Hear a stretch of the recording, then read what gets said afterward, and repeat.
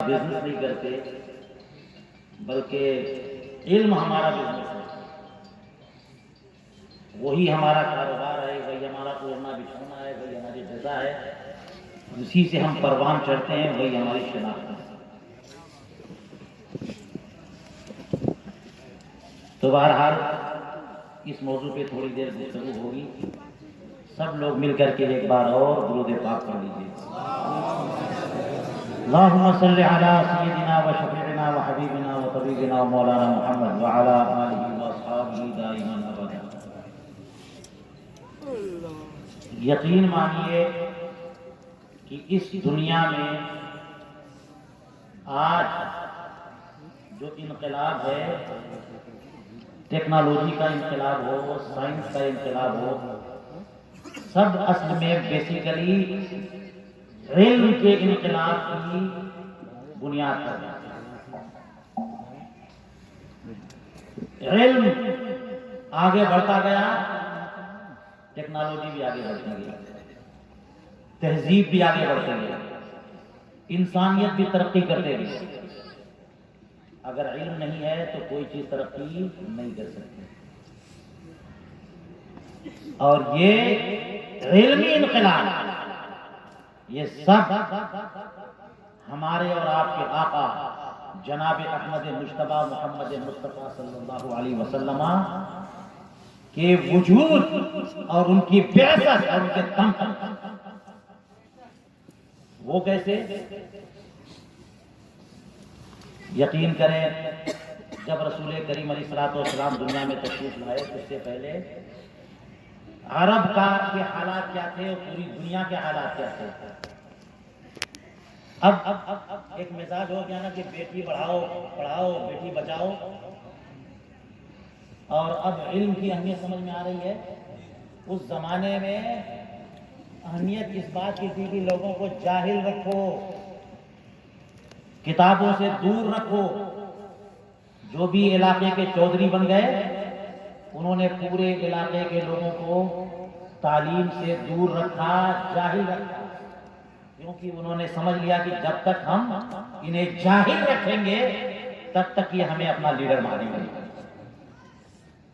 اگر ہم انہیں علم دے دیں اور علم کی روشنی پا جائیں تو پھر تو ہمیں یہ تسلیم نہیں کریں گے۔ یہی مزاج تھا کلیسا کا، اور یہی مزاج تھا گرجا کا۔ یہودیوں کا بھی یہی مزاج تھا اور نصرانیوں کا بھی یہی مزاج تھا۔ چنانچہ خود بائبل، چاہے اولڈ ٹیسٹامنٹ ہو یا نیو ٹیسٹامنٹ ہو، ان کی تبلیغ جو کرتے تھے ان کی نالج نہیں دیتے تھے۔ کوئی بائبل پڑھ نہ لے، کسی کو بائبل پڑھنا نہ آ جائے، ورنہ جناب ہماری چودراہٹ ختم، ہماری امامت ختم۔ ایسا ماحول پوری دنیا میں قائم تھا کہ لوگوں کو کتاب پڑھنے پر ممانعت تھی، لوگوں کو لکھنے پر ممانعت تھی۔ ایسے ماحول میں رسول کریم علیہ الصلوۃ والسلام جب تشریف لائے تو انہوں نے پابانگ دہل اعلان فرمایا، طلب العلم فریضۃ علی کل مسلم، ہر مسلمان پر علم حاصل کرنا فرض ہے۔ یہ ریکمنڈیشن نہیں ہے، یہ ثواب کا کام خالی کہہ دیا یہ نہیں، یہ آپشنل نہیں ہے، اچھا کام نہیں، فرض ہے۔ یعنی کوئی آپشن نہیں، آپ کو جو ہے تو آپ سیکھنا پڑے گا۔ یہ کس نے کہا؟ ایسے ماحول میں جب علم پر پابندی، اور اس کا نتیجہ یہ تھا کہ پورا کے پورا یورپ تاریخ میں تھا، جسے ہسٹری میں ڈارک ایجز کے نام سے۔ علمی انقلاب یورپ میں کہاں سے آیا؟ اسے اگر جوڑا جائے تو بنو امیہ سے کنیکشن اس کا ملتا ہے۔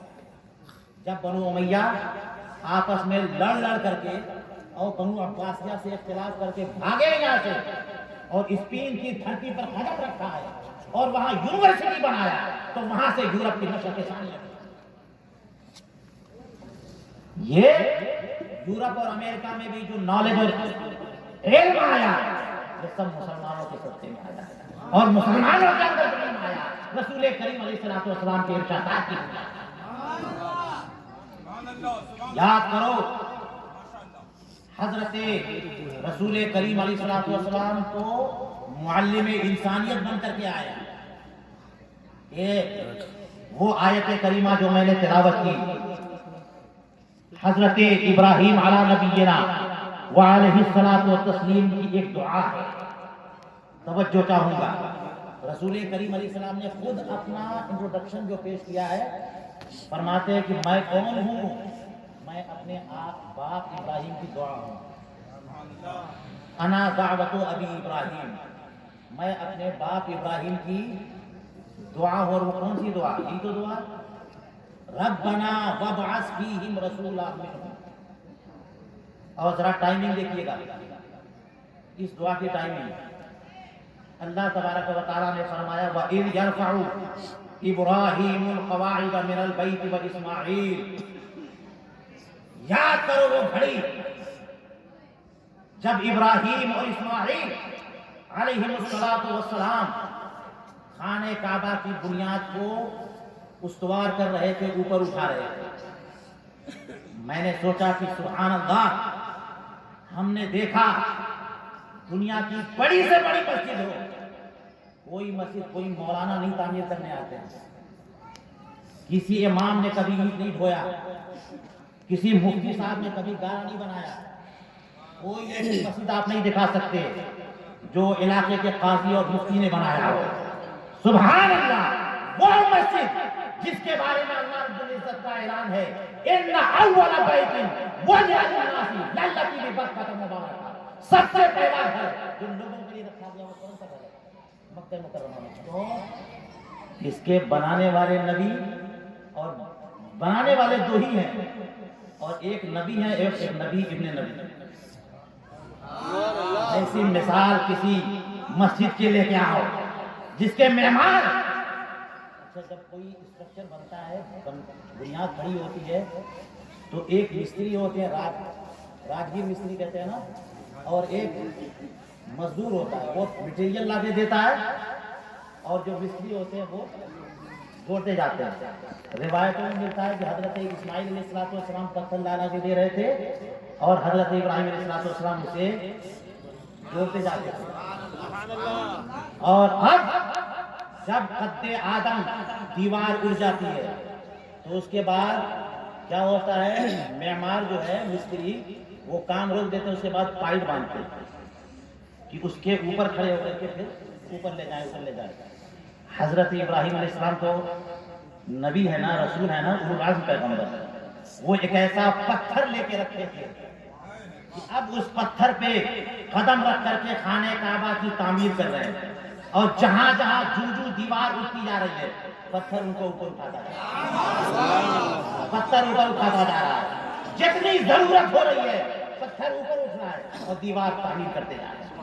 ایسا گھر جس کی مزدوری کا کام ایک نبی مرسل نے کیا، اور جس کے دیواروں کو بنانے کا کام ایک نبی مرسل نے کیا، وہ خانہ کعبہ، وہ مسجد کا. بتائیے اتنا عظیم گھر جس کے بارے میں حدیث پاک میں فرمایا کہ اس میں جو ایک نماز ادا کرے اس کی ایک نماز کی سب کا ثواب 50,000 نمازوں کے برابر. بہت بڑا کارنامہ ہے کہ نہیں ہے جناب؟ علاقے میں چھوٹی سی مسجد بنا کر کے ہم حکم خواہ بنتے ہیں نا، جس نے خانہ کعبہ تعمیر کیا اس کا مقام کیا ہوا ہوگا. تو خانہ کعبہ تعمیر، اور ہم لوگ کہتے ہیں کہ جناب دعا کرنی ہے تو پہلے کچھ کر تو لو بھائی. کچھ نہیں سمجھ میں آتا درود شریف پڑھ لو، کم سے کم کچھ کر کے تو اللہ کی بارگاہ میں مانگو.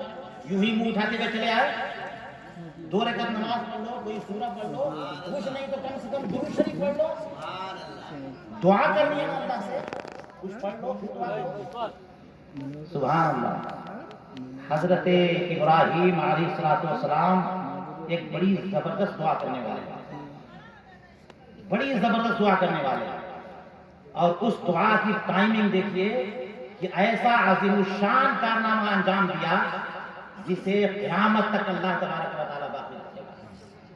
جو ساری کائنات کا مرکز ہے، جو حرم کعبہ ہے، جو اللہ کا گھر مانا جاتا ہے، جسے پوری دنیا سے لوگ جو کرتے وہاں پر قیامت تک حج کریں گے، اس کا ثواب کریں گے. وہ گھر اس کا اسٹرکچر کھڑا کرنے کے بعد حضرت ابراہیم علیہ السلام دعا کرتے ہیں ربنا تقبل منا انک انت السمیع العلیم، اے پروردگار میرا یہ ایک کارنامہ ہے، میری یہ خدمت ہے، پروردگار اسے قبول فرما دے۔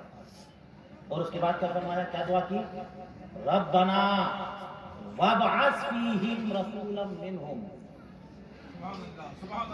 اے پروردگار، اور دیکھ لیجیے گا ٹائمنگ، بڑی زبردست مسجد بنائی ہے اور اخلاص کے ساتھ بنائی ہے، اور اس کے بعد دعا کی، اے پروردگار انہی لوگوں میں ایک اپنا رسول ہے، اپنا ایک رسول بھیج دے۔ سبحان اللہ، حضور کریم علیہ السلام فرماتے ہیں نہیں تو ہوں انا دعوت ابی ابراہیم، انہی میں ایک رسول بھیج دے۔ اچھا اس رسول کے اندر کیا کیا کوالٹی ہونی چاہیے، وہ دعا میں ہی سب کر دیا۔ اس رسول کے اندر اے پروردگار جو رسول بھیجے اس کے اندر کوالٹی کیا ہونی چاہیے، ربنا وابعث فیہم رسولا منہم یتلو علیہم آیاتک، نمبر 1 سب سے پہلے تیری آیتیں لوگوں پر تلاوت کرے، اے پروردگار وہ ایسا رسول تو تیری آیتیں لوگوں کو سنائے، اور کیا، وَيُعَلِّمُهُمُ الْكِتَابَ وَالْحِکْمَةَ، انہیں کتاب سکھائیں، انہیں حکمت سکھائیں، وَيُزَكِّهِمْ، تیسری ڈیوٹی اور تیسری کوالٹی کیا، ان کے دل کی دنیا میں انقلاب لائے، روحانیت، ان کا مزاج، ان کی سوچ، ان کی فکر، ان کا مزاج صاف اور ستھرا کر دیں۔ انک انت العزیز الحکیم، اے پروردگار تو سب کچھ کر سکتا ہے اور تیرا ہر کام حکمت والا ہے۔ سبحان اللہ۔ اب یہ تین چیزیں آپ ذہن میں لائیے، حضرت ابراہیم علیہ السلام نے ایسے رسول کی دعا کی جس کے اندر یہ تین کوالٹی ہو، تین خصوصیت ہو۔ نمبر 1 وہ تیری آیتیں تلاوت کرے۔ آیتیں تلاوت کرنے کا مطلب یہ ہوا کہ لفظ اور معنی دونوں کے مجموعے کا نام قرآن ہے، اور باقی پوری شریعت میننگ ہی میننگ ہے۔ اسی لیے امام اہل سنت کہتے ہیں دین کا اصل معدن صرف ایک ہے، اور وہ ہے قرآن، بس اصل الوصول جو کچھ ہے وہ قرآن ہے۔ حدیث قرآن کی تفسیر، حدیث پاک قرآن کی تفسیر، اور اجماع اور قیاس کے سب حدیث پاک کی تفسیر، سارے اصول کی اصل جو ہے وہ قرآن کریم ہے۔ اس لیے ماہرین کہتے ہیں کہ جناب حدیثوں کے بارے میں کہ روایت بالمعنی بھی کر سکتے ہیں، بہتر ہے کہ روایت باللفظ کریں، لیکن روایت بالمعنی بھی، اور جہاں پہ روایت بالمعنی نہیں چلے گا وہ قرآن ہے۔ قرآن میں نظم کی کوئی تبدیلی ایکسپٹ نہیں کی جائے گی، اور اتنا بندہ ریزرو رہنا ضروری ہے کہ جو جس زبان میں اور جس اسٹائل میں قرآن پاک نازل ہوا کسی اور اسٹائل میں پڑھنا بھی نہیں۔ اسی لیے فرمایا نثر میں رسم عثمانی کی اتباع ضروری ہے۔ اگر کہیں الف لکھا جاتا ہے اور رسم عثمانی میں الف نہیں ہے تو الف نہیں لکھا ہے۔ سبحان اللہ۔ تو اس کا مطلب کیا ہوا، یہ ہے اور اسلام کا سلیبس۔ یہ کیا ہے، یہ اسلام کا سلیبس ہے قرآن کریم، اور جب تک سلیبس نہیں ملے گا تب تک ایجوکیشن آگے نہیں بڑھ سکتی ہے۔ یہ قرآن کیا ہے، یہ سلیبس ہے، اور اسی لیے تو کہتے ہیں کہ تلاوت کریں، قرآن پاک تلاوت کریں، اور تلاوت کے بعد کیا فرمایا، وَيُعَلِّمُهُمُ الْكِتَابَ، اور کتابی تو کیا ہے، اب اس کے بعد سکھانا، قرآن لوگوں کو سکھانا۔ یہ رسول کریم علیہ السلام کا کام ہے کہ وہ لوگوں کو قرآن سکھائیں گے۔ تو ہو گئے نا معلم انسانیت، ہو گئے نا معلم الکتاب۔ رسول کریم علیہ السلام کے آنے کے مقاصد میں سے ایک بڑا مقصد یہ ہے کہ پوری دنیا کو وہ قرآن سکھائیں گے، پوری دنیا کو وہ علم دیں گے، وہ معلم ہیں۔ اب یہ اور بات ہے کہ اس میں دو باتیں ہیں کہ ایک معلم الکتاب ہے، اس کے بعد حکمت بھی ہے، اور حکمت میں ساری دنیا کے علوم آ گئے۔ تو جناب کوئی نالج، کوئی سبجیکٹ، کوئی فیلڈ جو ہے وہ خالی نہیں ہے۔ قرآن کریم سارے سبجیکٹ کو کور کرتا ہے نا۔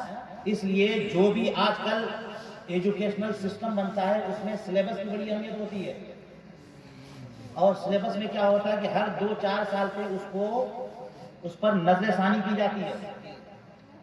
جو حالات اور واقعات تقاضا کرتے ہیں کچھ نہ کچھ اپڈیٹ کرتے ہیں، تبدیلی کرتے ہیں، مگر قربانی جائے اسلام کا سلیبس 1400 سال سے چل رہا ہے۔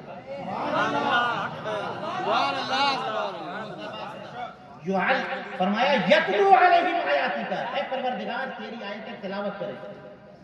اچھا رسول کریم علیہ الصلوۃ والسلام کو تلاوت کرنے کی کیا ضرورت ہے؟ یہی تو مطلب اس کے الفاظ کی بھی اتباع کرنی ہے، کوئی چینجنگ نہیں۔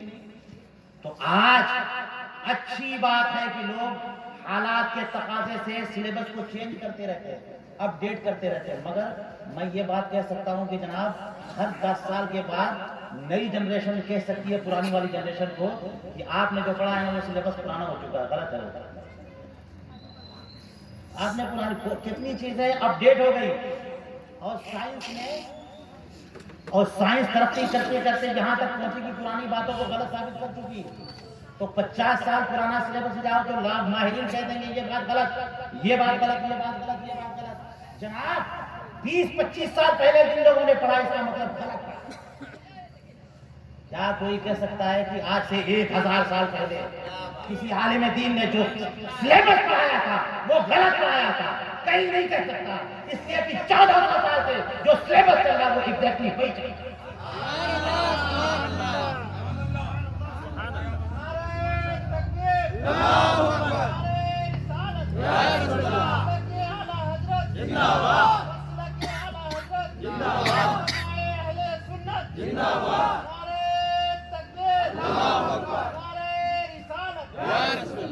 یہ بیوٹی ہے اسلام کے نظام تعلیم کا، نظام تعلیم کی بیوٹی ہے، خوبصورتی ہے۔ سبحان اللہ، ہمارے یہاں سلیبس چینج نہیں ہوتا، مین سلیبس چینج نہیں ہوتا، وہ قرآن پاک ہے، اس کے بعد اس کی تفسیریں جو لکھی جاتی ہیں، تفصیلات اس میں اپڈیٹ ہم بھی کرتے ہیں، لیکن بیسک سلیبس ہمارے یہاں کبھی چینج نہیں ہوگا، کسی اعتبار سے چینج نہیں ہوگا۔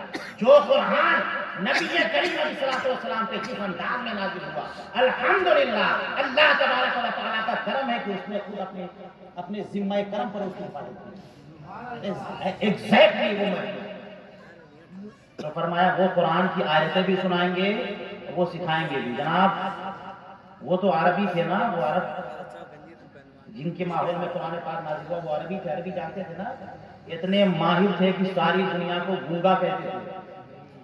عربی میں زبان دانی میں اتنے ایکسپرٹ کہ کہتے تھے ہم عرب ہیں، باقی سارے کے سارے عجم ہیں، عجم کا معنی گونگا۔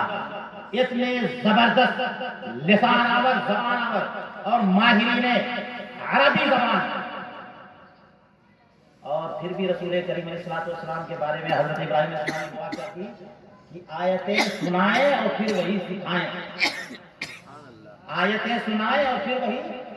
اس کا مطلب یہ ہوا کہ زبردست سلیبس بنا لینا کافی نہیں ہے جناب، بہت شاندار سلیبس بنا لیا اور الماری میں رکھ دیا، کیا سارے کے سارے اسٹوڈنٹس پڑھ کے ماہر ہو گئے؟ اس کے شایان شان ٹیچر بھی لائیے جناب، معلم بھی لائیے، ماہر معلم لائیے۔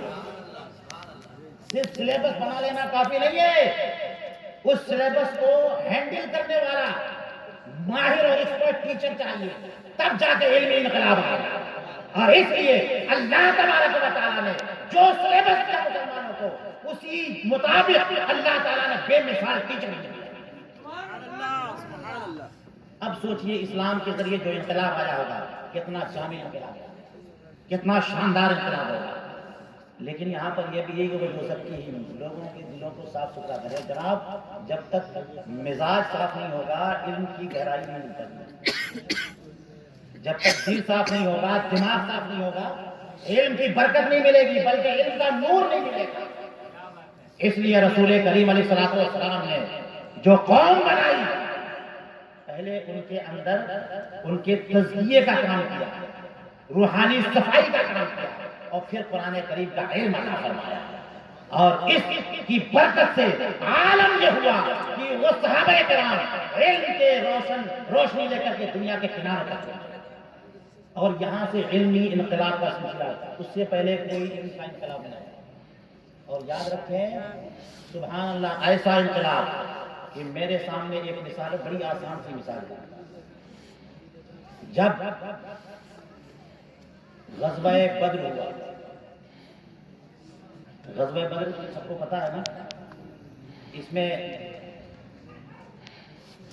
ہمارے طرف سے مسلمانوں کی طرف سے رسول کریم علیہ الصلوۃ والسلام کے 314 صحابہ کرام شہید کے ادھر سے 1000 اور 70 صحابہ کرام شہید ہو گئے غزوہ بدر میں، اور ادھر سے بھی بہت سارے مارے گئے اور بہت سارے قید کیے گئے۔ یہ غزوہ بدر کی ہسٹری ہے۔ تو جو مارے گئے وہ تو جہنم رسید ہو گئے، اور جو قید کیے گئے ان کے بارے میں رسول کریم علیہ الصلوۃ والسلام نے صحابہ کرام کے ساتھ میٹنگ کی، مشورہ کیا کہ ان کے ساتھ کیا کیا جائے۔ تو حضرت صدیق اکبر رضی اللہ تعالیٰ عنہ نے مشورہ دیا کہ فدیہ لے کر کے ان سے چھوڑ دیا جائے، کیونکہ جو غربت کا زمانہ ہے اور یہ فدیہ دیں گے تو کچھ مال آ جائے گا اور ہماری تقویت کا سبب بنے گا، اور اگر ان کو چھوڑ دیں گے تو ہو سکتا ہے ان میں سے کوئی مسلمان بن جائے، اس کا بھی بھلا ہو جائے۔ حضرت عمر فاروق رضی اللہ عنہ نے بالکل اس کے اپوزٹ مشورہ دیا، یا رسول اللہ آج حق اور باطل دونوں اکٹھا ہو گئے، اللہ تبارک و تعالیٰ نے حق کی فتح و نصرت دی ہے، آج باطل کو ذلیل کیا ہے، اس لیے اگر آج کی ڈیٹ میں ان لوگوں کو چھوڑ دیا گیا تو اور زیادہ تناور درخت بن کر کے ہمارے خلاف ہو سکتے ہیں، اس لیے ان کو اچھی طرح سے کچل دیا جائے، اچھی طرح سے کچل دیا جائے۔ رسول کریم علیہ الصلوۃ والسلام کے سامنے دو مشورے تھے، ایک دوسرے کی اپوزٹ، کمپلیٹلی اپوزٹ۔ اب حضور کریم علیہ السلام اس کو مانے یا اس کو مانے؟ معاملہ یہ ہے کہ رحمت و غضب کا مقابلہ ہے، اور اللہ تعالیٰ نے رسول کریم علیہ الصلوۃ والسلام کو رحمت للعالمین بنا کے بھیجا، اس لیے رحمت والے مشورے کو نہیں رکھوں۔ اب ادھر ڈیٹیل میں نہیں جاتا، جو بات میں لے کے آنا چاہتا ہوں وہ سنیے۔ حضور کریم علیہ الصلوۃ والسلام نے اعلان فرما دیا، چلو اتنے رقم دے کر کے آپ لوگوں کو آزادی دی جاتی ہے۔ تو جس کے پاس جو پیسے تھے سب نے فدیہ دے دے کر کے چھٹکارا پا لیا۔ آخر میں کچھ لوگ وہ بچے جن کے پاس کچھ نہیں تھا، جن کے پاس، اب وہ کہنے لگے کہ ہم کیا فدیہ دیں، کیسے اپنی جان چھڑائیں، ہمارے پاس کچھ ہے ہی نہیں۔ اب یہ اسلامی تاریخ کا ذری باب اسے کہیے کہ حضور کریم علیہ الصلوۃ والسلام نے ان کے لیے کیا فدیہ تجویز کیا، ان کو کیا سزا دی تھی۔ سبحان اللہ، پوری دنیا کی ہسٹری کھنگال لیجیے، آپ کو کسی تاریخ میں اتنی خوبصورت سزا نہیں ملے گی، اس کی مثال نہیں ملے گی۔ ہمیشہ مجرم کو سزا دی جاتی ہے کہ وہ ذلیل ہو جائے یا اسے عبرت ملے، مگر ایسے وقت میں رسول کریم علیہ الصلوۃ والسلام نے ایسے مجرموں کو کیا سزا دی؟ آپ نے یہ سزا دی کہ چلو تم لوگوں میں جتنے لوگ لکھنا جانتے ہو، مدینے والے میں جو لوگ لکھنا نہیں جانتے ان کو لکھنا آج تک ہم نے نہیں سنا کہ ایسی شاندار سزا دی گئی ہو۔ سزا میں تو کوئی حسن نہیں ہے، لیکن یہ کتنی خوبصورت سزا ہے کہ رسول کریم علیہ السلام سزا کے طور پر انہیں معلم بنایا، سزا کے طور پر انہیں ٹرینر بنایا، انہیں ایجوکیٹر بنا رہے ہیں، انہیں لکھنے والا بنا رہے ہیں۔ سبحان اللہ، ایسی خوبصورت سزا نہ دیکھی نہ سنی نہ خیال میں کبھی آئی۔ یہ مثال ہے رسول کریم علیہ الصلوۃ والسلام کی کہ آپ دشمنوں کو بھی معلم بنا دیں، چلو تم لوگ سکھاؤ۔ اور اس کے نتیجے میں مدینہ منورہ کے بہت سارے لوگوں نے لکھنا سیکھا۔ یہ بھی کوئی سزا؟ سبحان اللہ، یہ سزا جس سے انقلاب آیا اور مدینے والوں نے لکھنا سیکھ لیا۔ اور یہ تو بات مشہور ہے، قید العلم بالکتابۃ، علم کو لکھ کر کے اپنے کنٹرول میں کرو، علم کو کتابت کے ذریعے مقید کر دو۔ یہ ساری باتیں رسول کریم علیہ الصلوۃ والسلام نے بتائی، سلیبس بھی دیا، تعلیم بھی دی، طریقہ بھی دیا، اور سارے آداب، معلم کے بھی آداب بتائے اور متعلم کے بھی آداب بتائے۔ اور اس کے نتیجے میں جو کچھ ہوا، جو انقلاب آیا، وہ کیا انقلاب آیا؟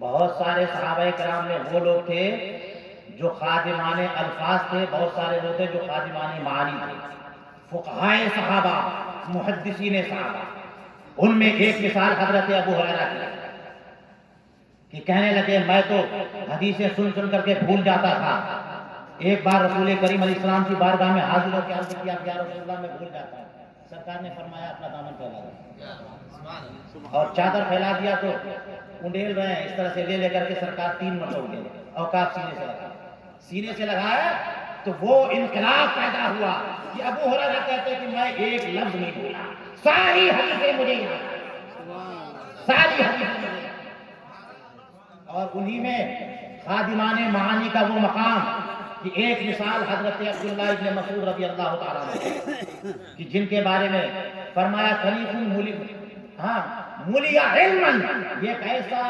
پیمانہ ہے جو علم سے بھرا ہوا، علم سے بھرا ہوا۔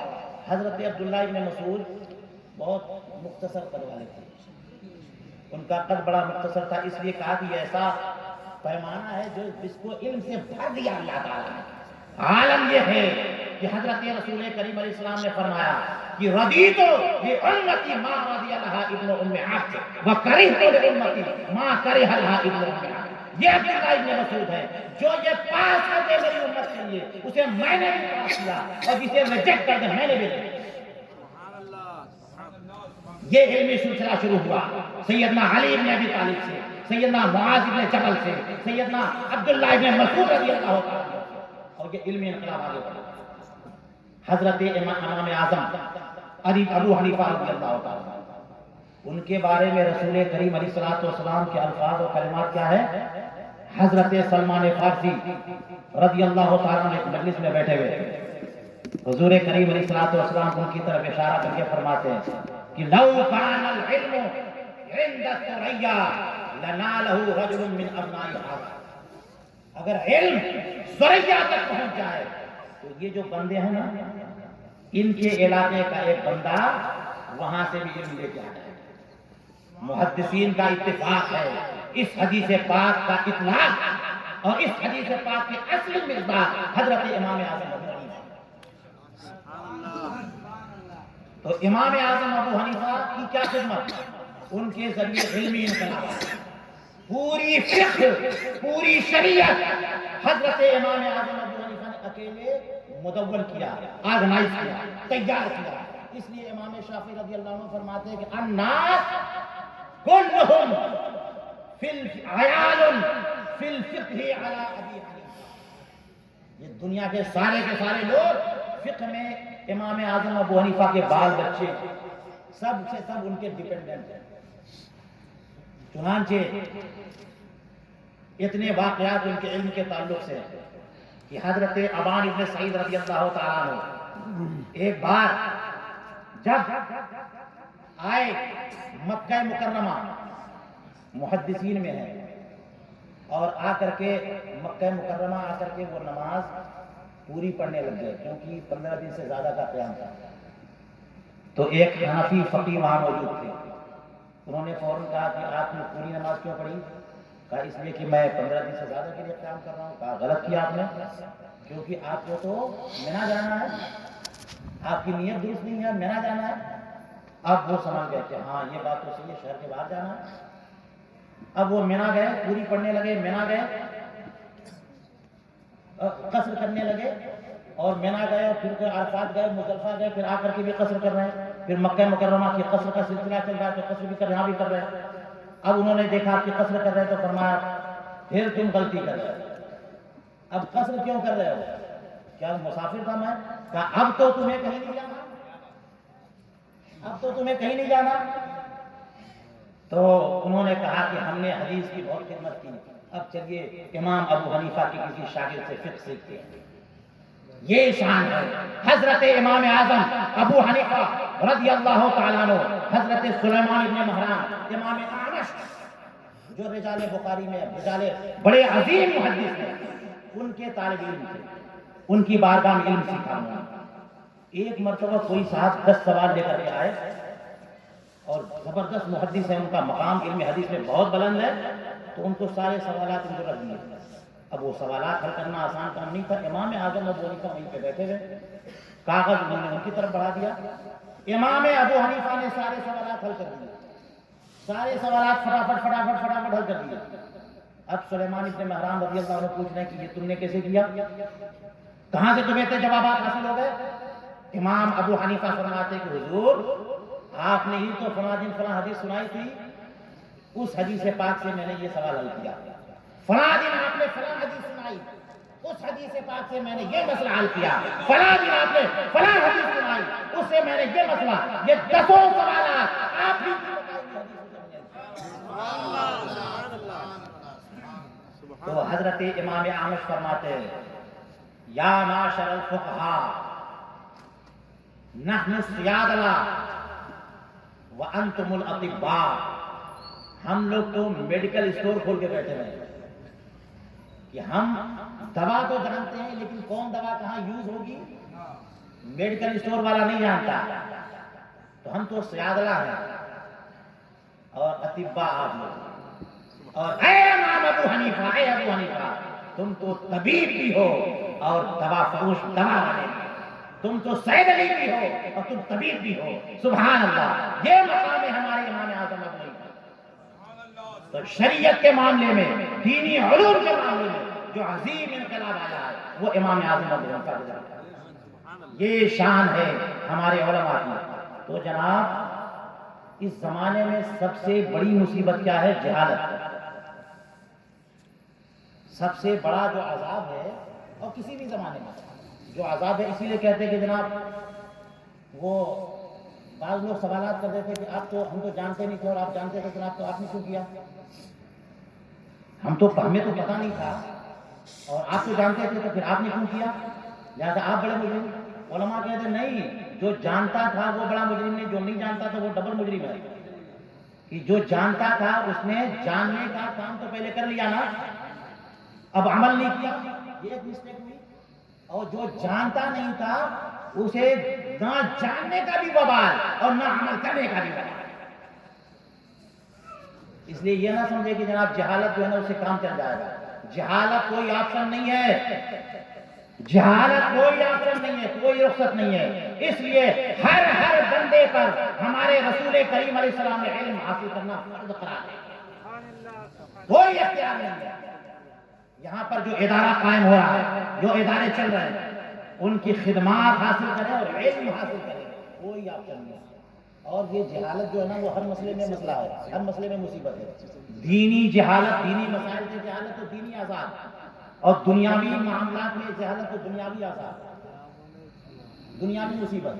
اب دیکھیے جناب کوئی لکھنا نہیں جانتا تو ڈھونڈتا رہے گا جناب، بینک سے پیسہ نکالنے کے لیے لوگ کھڑے ہوتے ہیں، تم لکھ دو، تم بھر دو، تم بھر دو۔ ایک زمانہ تھا پتہ لکھنے کے لیے لوگ لگاتے تھے کہ آپ لکھ دیجیے، پتہ آپ لکھ دیجیے۔ حضرت ملک العلماء حضرت علامہ فخر الدین بہاری علیہ رحمت والرضوان نے ایک کتاب لکھی ہے، حضور اعلیٰ حضرت امام اہل سنت کے علم توقیف پر مشتمل، جس کا نام ہے توضیح التوقیف۔ اور اس کتاب کے مقدمے میں انہوں نے ایک مثال دی ہے کہ جہالت کیسا عذاب ہے، جہالت جو ہے کیسے مشکل مسئلہ ہے۔ فرماتے ہیں کہ میں ایک بار مغل سرائے کے اسٹیشن پہ تھا۔ کہاں پہ؟ مغل سرائے۔ یہ دیکھیے کتنی ایک معمول کی مثال ہے۔ مغل سرائے آج کل اپادھیائے پتہ نہیں کیا بن گیا۔ تو میں، اچھا یہ نام بدلنے سے مسئلہ ہوتا ہے کہ اب وہ 50 سال گزر جائے گا تو وہ لکھ پڑا پائیں گے لوگ، طلبہ پائیں گے مغل سرائے، اور کہیں مغل سرائے ہندوستان میں ہے کہاں؟ اس لیے ہم لوگ جو ہے وہ اپنی پرانی کتابوں میں، جو فقہا کی کتابوں میں ڈھونڈتے رہتے ہیں، برف کہاں ہے، فرات کہاں ہے، ماوراء النہر کہاں ہے۔ پریشان ہے ہمارے طلبہ کہ سارا نام لوگوں نے چینج کر دیا۔ تو ملک العلماء فرماتے ہیں کہ میں ایک بار مغل سرائے اسٹیشن پہ تھا اور میں نے دیکھا کہ ایک فیملی تھی، ان کے پاس بال بچے بھی تھے اور بہت بڑے بڑے سامان لگے، بڑے بڑے باکس تھے۔ ان کو کہیں جانا تھا تو جب کوئی سیٹی دیتا ہوا انجن آتا کہ قریب کوئی ٹرین آ رہی ہے، وہ سارا سامان لاتے اور سر پر رکھتا، پیٹھ پر رکھے اور پھر جا رہے اس پلیٹ فارم پر۔ اور جب وہاں پہنچنے تو پتا چلا کوئی اور ٹرین ہے، اور پھر لاد پھانک کے واپس لے گیا۔ یہ میرے سامنے کی بات ملک العلماء فرما رہے ہیں۔ ایک بار دیکھا میں نے، اچھا وہ ویٹنگ ایریا میں ویٹ کرنے کا سسٹم ہوگا. تو کہا پھر ایک ٹرین آنے لگ گئی, ریل گاڑی, اور پھر انہوں نے سارا سامان اٹھایا, پھر اس پار گئے اور پھر دیکھا کہ جناب کوئی اور ٹرین آ رہی ہے, پھر واپس آئے. جب 3-4 بار ایسا ہوا تو ملک العلماء فرماتے ہیں کہ مجھ سے رہا نہیں گیا. میں نے پوچھا کہ بتاؤ تو صحیح تمہیں جانا کہاں ہے؟ تو انہوں نے بتایا فلاں جگہ جانا ہے. تو فرماتے ہیں کہ میرے پاس ٹرین کا ٹائم ٹیبل موجود تھا, میں نے فوراً کھولا اور وہ ٹرین اس کی بتائی اور بتا دیا کہ اس ٹرین کا ٹائم یہ ہے, فلاں ٹائم آئے گی, تم آرام سے رہو. اور اس کے بعد لکھتے ہیں کہ کسی بھی مسئلے میں جہالت بہت بڑا مسئلہ, بہت بڑا. اس لیے ہر چیز کی نالج ہونی چاہیے, ہر چیز کا علم ہونا چاہیے, اور جو چیز جس زمانے میں چل رہی ہو اس کا علم تو اور زیادہ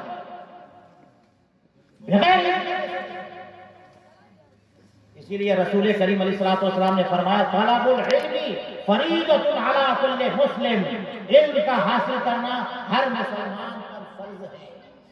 اب بعض لوگ یہ کہنے لگتے ہیں کہ جناب یہ تو رسول کریم علیہ الصلوۃ والسلام نے علم مطلق کہا ہے, تو مولانا لوگ اسے دینی علم کیوں کہہ دیتے ہیں؟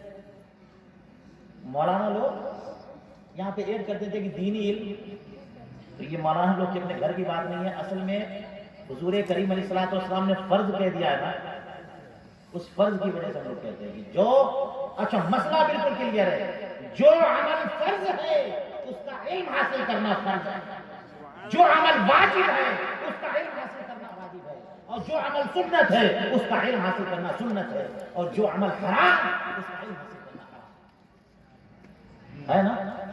اب جتنے عصری علوم ہیں سب کے سب آپشنل ہیں, اور جو حلال ہے مفید ہے سب بہتر ہے تو ان کا علم بھی ہے, اور اگر نقصان دہ ہے تو حرام تو ان کا علم بھی ہے.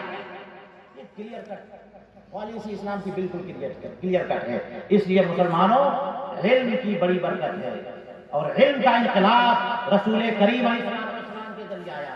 اس لیے آج کی ڈیٹ میں اگر دنیا جہان میں کہیں بھی مسلمان اگر جاہل ہوتے ہیں تو ہمیں بڑا افسوس ہے. مسلمانوں کو جائز نہیں ہونا ہے, مسلمانوں کو ہر فیلڈ میں آگے جانا ہے. ہر فیلڈ میں علم سے متعلق جو بھی فیلڈ ہے اس کا لیڈر بننا ہے, اس میں لیڈرشپ مسلمانوں کی ہونی چاہیے. کیوں؟ اس لیے کہ رسول کریم علیہ الصلوۃ والسلام کے ذریعے علم. اب اسی قدر پر میں اپنی تقریر ختم کرتا ہوں اور دعا کرتا ہوں کہ اللہ تبارک و تعالی ہمیں علم حاصل کرنے کا جذبہ عطا فرمائے اور ہمیں خوب بڑا عالم بنائے. اور یاد رکھیے گا